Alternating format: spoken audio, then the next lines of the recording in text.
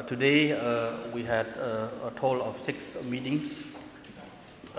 First, we start out with the ASEAN-Japan Summit, then followed by ASEAN ROK Summit, and ASEAN Plus 3 Commemorative Summit, and ASEAN India Summit, ASEAN China Summit, and ASEAN US Leaders Meeting. During these 6 meetings, as you know that the Prime Minister, Prime Minister of Cambodia, Hun Sen will be conducting a press conference tomorrow toward the end of the meetings after the conclusion of the East Asia Summit. And of course, that will be the overall press conference that will be conducted by the chair of ASEAN. But for me today, I will just share with you the outcomes of the 6 meetings that went on for today. First, with the ASEAN-Japan Summit, the focus of discussions mainly focus on the implementation of the action plan between ASEAN and Japan, the action plan of 2011-2015, which to implement the joint declaration for enhancing ASEAN-Japan partnership for prospering together. And essentially is that the leader of Japan expressed full support for ASEAN integration, narrowing the development gap, as well as the ASEAN community building by 2015. At the same time, the leaders welcome the endorsement of the ASEAN-Japan 10-year strategic economic cooperation roadmap, which was endorsed by the ASEAN economic ministers and the Minister for Economy, Trade and Industry of Japan early this year. The ASEAN leaders also recognize the important contribution of Japan ASEAN Integration Fund, or JIFE, to the implementation of various projects and activities under ASEAN-Japan cooperation framework. Also, the ASEAN leaders highly appreciate Japan's continued contribution to cooperation in disaster management, and particularly for Japan's active support for the AHA Center, or what we call the ASEAN Coordinating Center for Humanitarian Assistance on Disaster Management. And certainly we see that now the Japan proposal is to establish the disaster management network for the ASEAN region, and of course to continue to work together in this area. During the meeting, Japan and ASEAN leaders, of course, expressed their satisfaction with the progress of their cooperation in the areas of maritime security, in the area of people-to-people exchange, particularly for youth, ASEAN youth exchange under the Kizuna project. Also, in the area of the development gap in ASEAN, as well as the support for the master plan of ASEAN connectivity. At the same time, Japanese Prime Minister expressed Japan's support for ASEAN's central role in the regional architecture. And of course, finally ASEAN leaders welcome the offer by Prime Minister of Japan to host the ASEAN-Japan Commemorative Summit in Tokyo, which of course to mark the 40th anniversary of ASEAN-Japan dialogue relations for next year. Of course, in the meeting, the leaders also expressed exchange their views on the situation in the Korean Peninsula, and they call for the complete denuclearization of the Korean Peninsula, and to request North Korea to stop any provocative acts, and also to address the concern of the issue of kidnapping, particularly humanitarian issue. Now, with the ASEAN Republic of Korea Summit, again, the emphasis is on the implementation of the action plan between ASEAN and Republic of Korea. Also, the leaders took the opportunity to welcome the establishment of the ASEAN ROK Center, which of course was setting up to promote trade, investment and tourism between the two sides, ASEAN and the Republic of Korea. At the same time, the leaders welcome the establishment of the ROK mission to ASEAN, which is established in Jakarta early this year, with the first resident ambassador of Republic of Korea to be based in ASEAN. At the same time, the Republic of Korea President also look forward to elevate the relationship between ASEAN and the Republic of Korea to a higher level. This year, of course, the trade, the two-way trade between Republic of Korea and ASEAN has already reached a high level. If you look at the volume trade last year, the volume trade was about $124 billion. This is compared to the previous year of 2010. The volume was only about 98 billion US dollar, and they expect the volume trade will continue to even reach a higher level in the coming years. Now, of course, they expect the volume trade to reach about $150 billion by 2015. Also, the leaders from both sides are pleased with the progress that have been made, particularly with regard to the cooperation in the area of connectivity. And they want to see more progress in this area. And they also want to see more cooperation in the area of deforestation and, of course, to contribute to the green growth. Also, the leaders from both sides discuss the issue of the Korean Peninsula, particularly they want to see the complete denuclearization of the Korean Peninsula, and also to the call for the resumption of six-party talks as early as possible.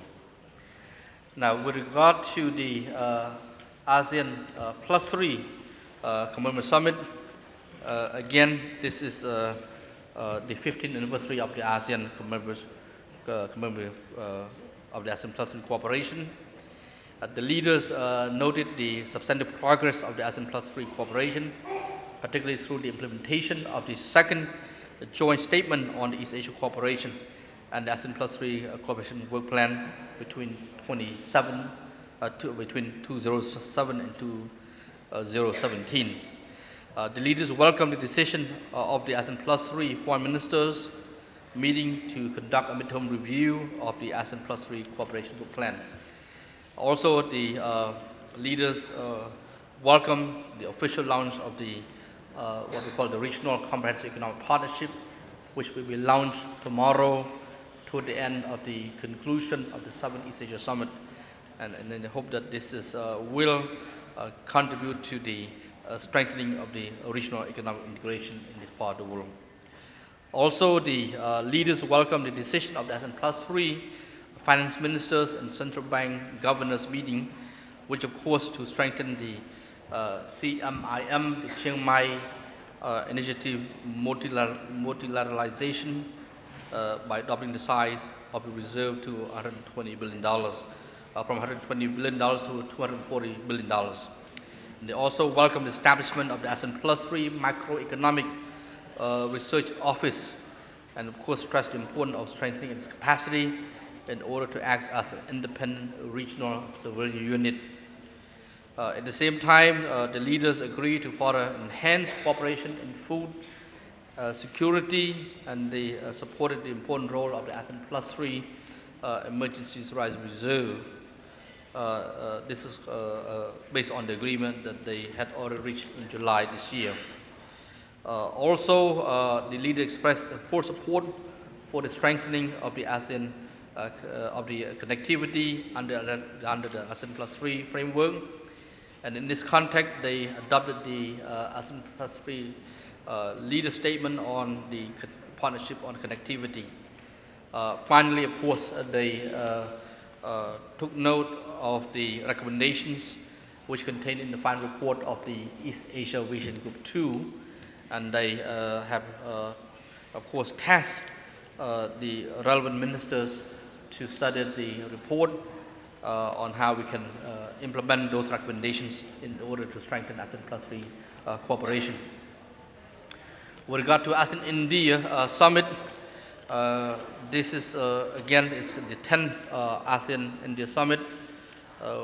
The ASEAN India leaders expressed with their satisfaction with the current increase of two-way trade between ASEAN and India, which now expect to reach about $70 billion by the end of this year. and they want to increase their two-way trade to about $200 billion by 2022. Also, the leaders expressed the importance of concluding the ASEAN-India FTA in goods before the Commemorative Summit, which plan to take place in December, just next month, during the 20th anniversary of ASEAN-India dialogue relations. Now, of course, the leader expressed the appreciation to India for its commitment to support the master plan on ASEAN connectivity, particularly the various activities that India have undertaken already to connect the infrastructure between India and other ASEAN member states. And this is something that they wish to see the conclusion as early as possible.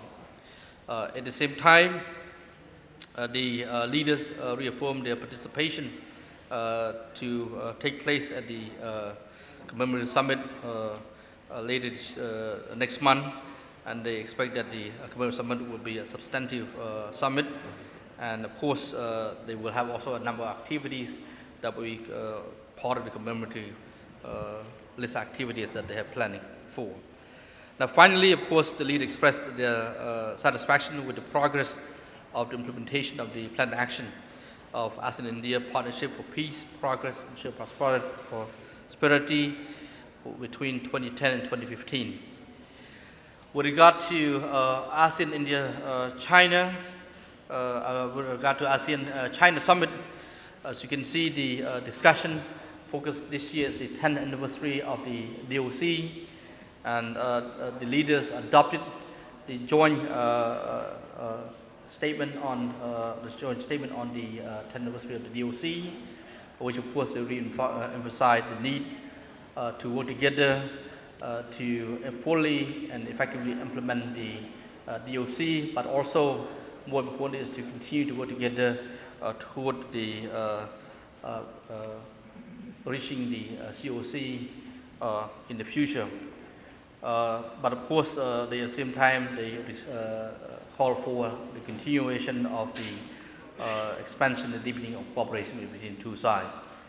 For the ASEAN-US leaders meeting, which of course just concluded a little bit earlier, again, the leaders from both sides agreed to elevate the partnership to strategic partnership, also to institutionalize the ASEAN-US leaders meeting annually, and at the same time they want to see the cooperation between two sides in all dimensions, and to increase the cooperation in all areas. At the same time, they tasked the ministers to look at the recommendations contained in the report of the ASEAN-US EPG, and of course, during the meeting, the discussion also focused on the South China Sea, which of course the US President planned to address this issue tomorrow during the Southern East Asia Summit. And also the leaders expressed their view on the situation in Gaza Strip, and the US President had already stated that he would like to see the end of violence there, to see a ceasefire, and want to have a permanent solution, but at the same time to stop the civilian casualties on both sides. These are some of the issues that have been discussed and raised during the 6 meetings for today. So I'm happy to take any questions you may have. Yeah, I've got a question. David Boyle from the Post. Why wasn't the press allowed to listen to Obama, but they were allowed to listen to remarks from Hussein? Well, on this question that the press were allowed to be in for the what we call the opening of the remarks, and of course, Prime Minister did not finish his opening remarks yet. When the press were asked to leave the room. Obama had to come speak? No, he has not. He did. We were there. I was there, but I thought the press were moving out already when Prime Minister Salim Zainu was still speaking. Okay, so how would you characterise the tone of the bilateral meeting between the two heads of state earlier today? Between what? Between the two heads of state, Hun Sen and Barack Obama earlier today? The bilateral meeting already, my colleague, ex-Executive President, had already briefed the media on the outcomes of the bilateral meeting. So I will not focus my briefing is on the multilateral meetings. Yes. He would not answer any questions. Yeah, he wouldn't speak in English. It's all in Khmer, so we don't really know what happened. Well, I was not there at the briefing. It was conducted by my colleague. So, yes, please. So, earlier today, the Philippine president said that Cambodia had been mistaken in stating yesterday that there was a consensus amongst ASEAN not to internationalize the South China Sea. So the Philippines put that out in a statement today. Is it true that Cambodia was mistaken in saying there was a consensus on not internationalizing the South China Sea?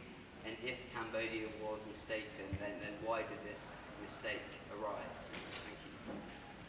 Well, as I spoke yesterday here during the press conference, I informed media, and I will reiterate the position that we had already briefed you yesterday during the retreat of the ASEAN leaders. Prime Minister of Malaysia, who in fact called for this particular issue of the need for ASEAN not to internationalize the issue of the South China Sea. And all the leaders expressed no one opposed to this proposal during the meeting. And then at the end, the chair of the meeting, who happened to be Prime Minister, Prime Minister, who summarized the conclusion of the retreat yesterday, summed up the discussion that ASEAN agreed not to internationalize the issue. Now, whether this has been disputed today, I think it was clear during the meeting, during the retreat, that it was there.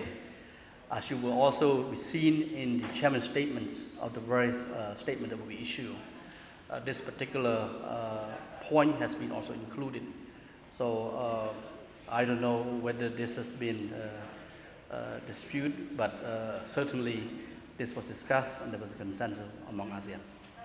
Can I take other questions? Yes, can I ask during the US-ASEAN bilateral meeting if human rights abuses in Cambodia itself were addressed at any point? You see, thank you very much for your question, but I will only address on ASEAN-related matters. So bilateral issue will have to be addressed by my other colleague, who in fact had already gave his press briefing. Yes, Yeah. you didn't take my question, so I hope to get the answer from you instead. So. Well, again, I'm only speaking for ASEAN right now. Yeah, thank you. But you just passed, the ASEAN just passed the Human Rights Declaration, so human rights are an ASEAN-related matter. I'm sorry. Can you speak to the mic, please? If ASEAN just passed the Human Rights Declaration, then human rights are an ASEAN matter, so can you respond to that question? Well, the leaders, as I said yesterday, the ASEAN leaders agreed, they adopted and signed the Phnom Penh Statement on the adoption of ASEAN Human Rights Declaration, and they adopted the ASEAN Human Rights Declaration yesterday. So this is now, of course, the issue which, of course, during the ASEAN-US leaders meeting, which, of course, was raised also by US President as well, that he hoped that the ASEAN Human Rights Declaration will make a positive contribution to the human rights development in this part of the world. And what was Prime Minister Hun Sen's response to that? Well, I think he's just this is the remark by the by U.S. President with many other issues. I was not I did not hear any response. Yeah, there was no response.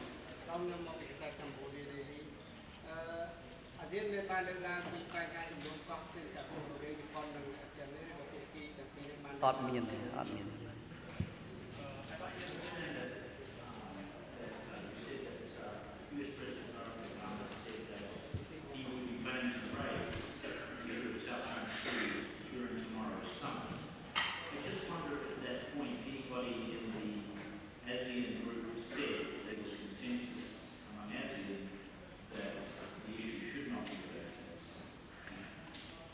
Well, as you know that the East Asia Summit is a leaders-led forum.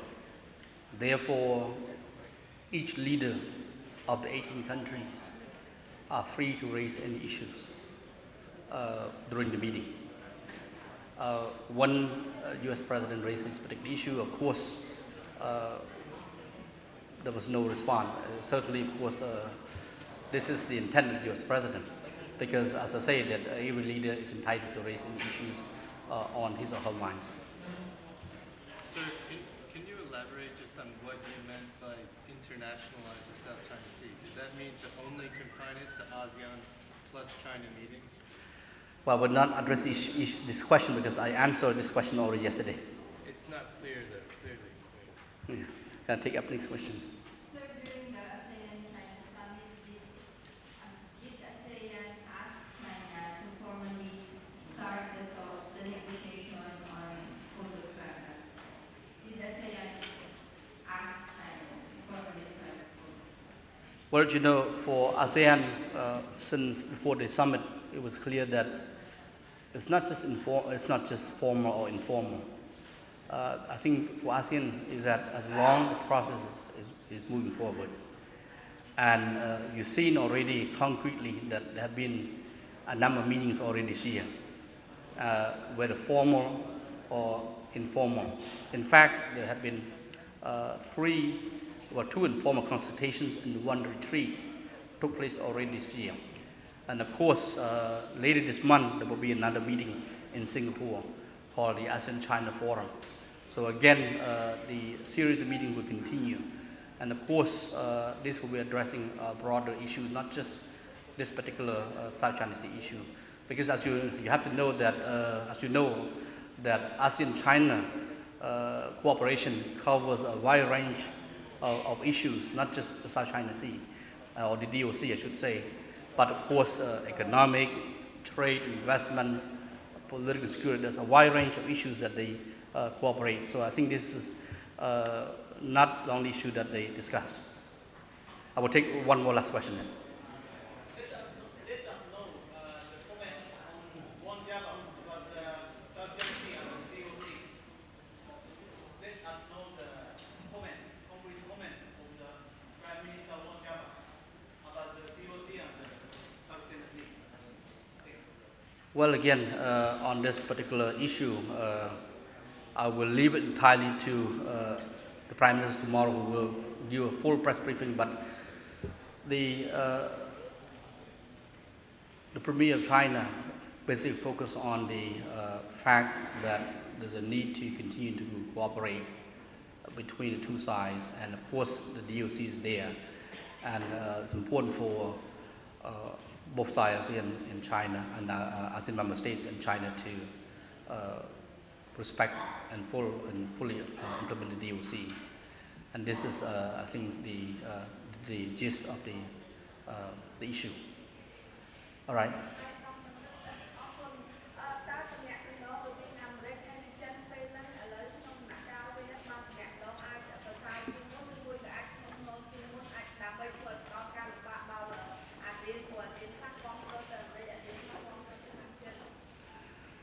Tổng đài thông ASEAN, tổng đài thôngសហរដ្ឋអាមេរិកនិងចិនយើងឃើញហើយបច្ចុប្បន្ននេះសហរដ្ឋអាមេរិកមានការបោះឆ្នោតឲ្យមានប្រធានាធិបតីអូបាម៉ាគាត់ជាប់ឆ្នោតហើយនៅប្រទេសចិនយើងទំឃើញការតែងតាំងថ្នាក់ដឹកនាំថ្មីអញ្ចឹងយើងឃើញថាជាគោលជានយោបាយជាទូទៅប្រទេសធំមិនមានការប្រែប្រួលអ្វីទេប៉ុន្តែអ្វីដែលសំខាន់នេះយើងឃើញហើយទំនាក់ទំនងរវាងប្រទេសទាំងពីរហ្នឹងជាទំនាក់ទំនងដ៏សំខាន់ហើយជាពិសេសទៀតចំពោះអាស៊ានយើងនេះយើងតែងតែមានតម្លៃខ្ពស់ហើយចង់ឃើញទំនាក់ទំនងល្អរវាងប្រទេសទាំងពីរនេះបាទព្រោះប្រទេសទាំងពីរជាដៃគូសំខាន់សម្រាប់អាស៊ានអញ្ចឹងបើសិនជាប្រទេសទាំងពីរនោះមានការប៉ះទង្គិចគ្នាក៏វាមានការលំបាកដល់អាស៊ានដែរបាទសូមអរគុណបាទ